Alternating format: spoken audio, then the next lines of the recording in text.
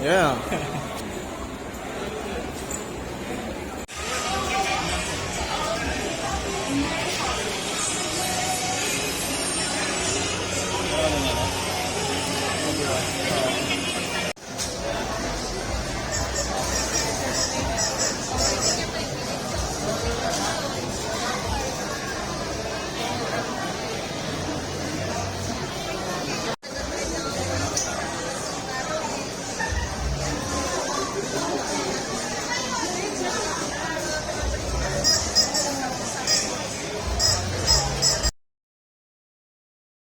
Talk to me.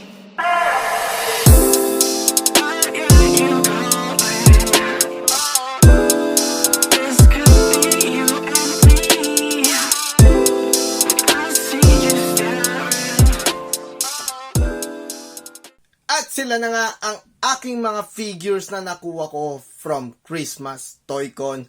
Andyan sila Namor, Scarlet Witch, Wong, Captain Marvel, and Rescue. Pero loose ko na nakuha si Wong, but in a good condition. Unahin na nating i-review si Wong from Doctor Strange in the Multiverse of Madness.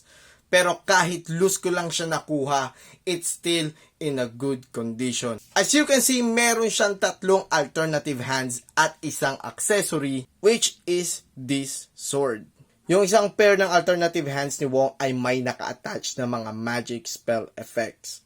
And this is a close-up look para kay Wong, and maganda ang pagkaka-details ng figure na ito, especially sa kanyang robe as a Sorcerer Supreme.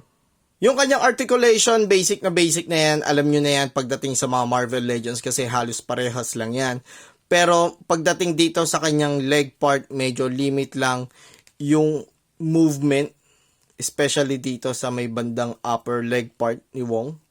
Although, same lang din naman siya. At pagdating naman sa head sculpt ni Wong, maganda ang pagkaka-details at talagang malaki ang resemblance niya mula doon sa actor na gumanap bilang Wong. And for our next figure, it's Scarlet Witch from the same movie. And naka-highlight din naman syempre yung image from the movie. The left side, right side, at yung kanyang backside. And it's Scarlet Witch out of the box. And this is the close-up look para kay Scarlet Witch, and look at those details. From head to toe, ang ganda ng pagkakadetalye dito ni Scarlet Witch, especially dun sa kanyang robe or yung kanyang attire. Yung kanyang arm, actually meron siyang texture. Overall, nung kanyang attire dito or yung kanyang dress ay meron talagang texture at maganda ang pagkakakulay. And dito naman sa upper part ng kanyang attire, maganda ang pagkakakulay, and syempre meron ding mga texture and mga small tiny details. Pagdating naman sa kanyang hands, shaded na rin ng black yung kanyang mga fingers. At pagdating naman sa head sculpt dito ni Scarlet Witch, sobra ako na-amaze dahil sobrang laki ng in-improve niya dito. At syempre, meron siyang dalawang accessory, which is a magic effect, kung saan, obviously, ilalagay mo sa kanyang arms. And, syempre, hindi mawawala yung Book of Vishanti na ginamit ni Scarlet Witch from WandaVision series to Doctor Strange in the Multiverse of Madness movie. And na-overwhelmed din ako dito sa accessory na to kasi ang ganda ng pagkaka-details nila dito. Yung kulay, yung mga small details talagang nakuha nila, especially dito sa part na to dahil visible yung mga markings or images sa side na to ng book. Unfortunately, medyo nag-expect lang ako na articulated ito or nabebend itong middle part. Kasi parang mas okay yata na babend to kasi syempre, it's a book, di ba? So, natural lang na dapat nafo-fold siya sa gitna. Kaso, this time, hindi. And a side-by-side comparison from the two Scarlet Witch from Marvel Legends. One from Civil War, and one is from Doctor Strange in the Multiverse of Madness. And now it's time for Namor from Black Panther, Wakanda Forever. Sa left side, andyan yung build the figure na si Atuma. Sa kabila naman, yung kanyang movie image. At sa likod, yung accessories ni Namor. And Namor out of the box. And syempre, it's just a basic figure na may cool details based doon sa movie. And a quick closer look para kay Namor. And actually, wala namang masyadong details sa body parts ni Namor. Except doon sa mga alahas na suot ni Namor sa kanyang neck, sa kanyang arm. Hindi ko rin in-expect na pwede mo pala siyang tanggalin.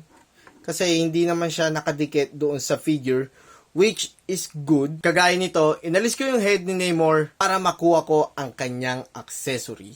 Pagdating naman sa head part ni Namor, talagang nakuha niya yung resemblance ng actor na gumanap sa movie. And look at the details ng kanyang hair, kanyang earrings, yung kanyang ears, brows, eyes, nose, at yung kanyang facial hair. Talagang nakuha ng figure na to. And yung wings na naka-attach sa paa ni Namor, talaga ang ganda rin ng ginawa nila. Talagang may texture siya. And kita mo yung details ng mga wings. And these two giant white pearls na naka-attach din sa kanyang mga paa. And ang ganda rin ng ginawa nila dito sa scepter ni Namor. Talagang nangingibabaw yung gold and green sa kanyang scepter. And look at those details sa scepter ni Namor.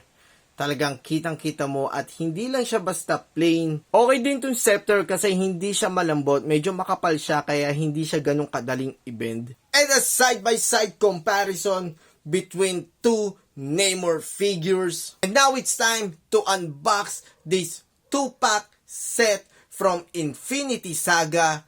It's Captain Marvel and Rescue. And kita nyo syempre yung mga accessories and alternative parts ng mga figures na to. Right side ng kanyang box, andyan yung other members ng Avengers and ganun din sa kabilang side. At sa likod naman ng kanyang box, andyan syempre yung official movie poster ng Avengers Endgame. Captain Marvel and Rescue out of the box. At unahin na natin i-review si Rescue. Dahil excited akong i-review ang figure na to because this is definitely so far the best variant figure of Rescue.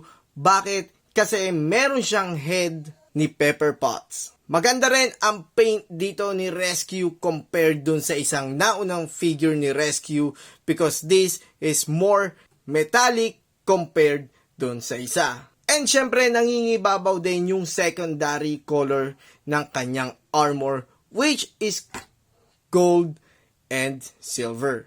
Maganda rin dito yung head ni Pepper Potts. Although kahit hindi masyadong resemblance doon sa actress, okay pa rin kasi nagawa ng Marvel Legends na bigyan ng alternative head. And of course, hindi mawawala dyan yung kanyang dalawang alternative head ni Rescue. Isang full face helmet ni Rescue na kung saan nangingibabaw din yung metallic blue. At isa naman nakalabas yung muka ni Pepper Potts. Unfortunately, steady lang itong part na to ng mask ni Rescue.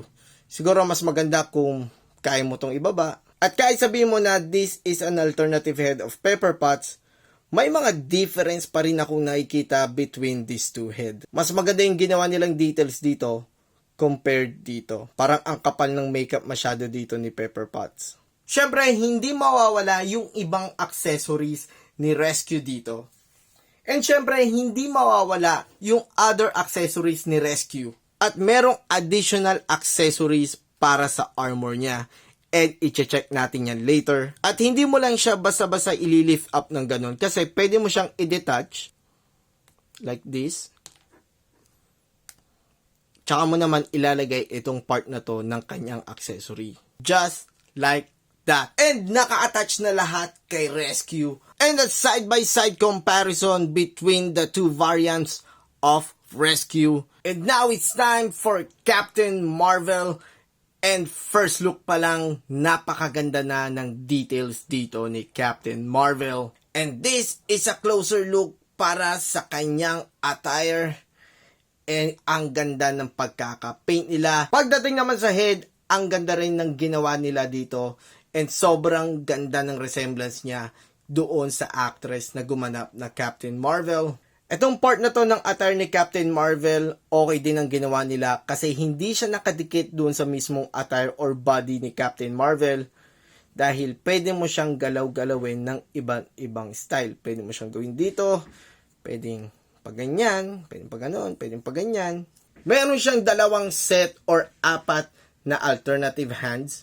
Unfortunately, wala siyang alternative head, pero meron naman siyang nano gauntlet. And to be honest, mas prefer ko ang accessory na ito